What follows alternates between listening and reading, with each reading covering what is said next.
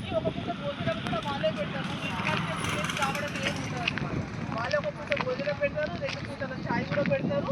ఇక్కడనే ఉండి నేర్చుకోవాలి కంపల్సరీ.